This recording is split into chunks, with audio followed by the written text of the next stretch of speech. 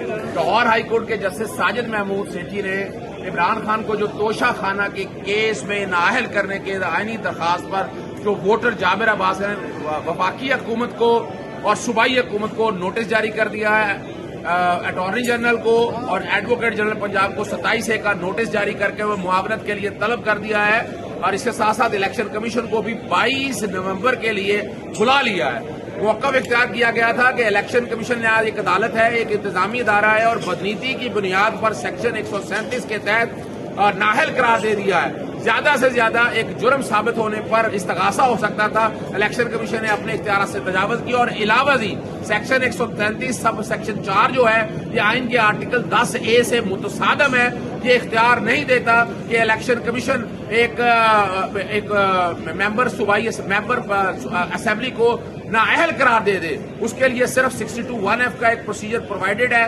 اس کے لیے عدالتیں کر سکتی ہیں۔ الیکشن کمیشن نے اپنے آئینی اختیارات سے تجاوز کیا ہے۔ زیادہ سے زیادہ اگر ہو سکتا تھا استغاثہ جا سکتا تھا، استغاثہ پہ باقاعدہ سماعت ہوتی، جب وہاں سزا ہوتی تو پھر نااہل قرار دیا جا سکتا تھا۔ اس فیصلے پر عمل درآمد ہونے کے حوالے سے بھی عدالت سے گزارش کی ہے کہ اس پر عمل درآمد روک دیا جائے۔ عدالت نے کیس کی سماعت 12 نومبر کے لیے ملتوی کر دی۔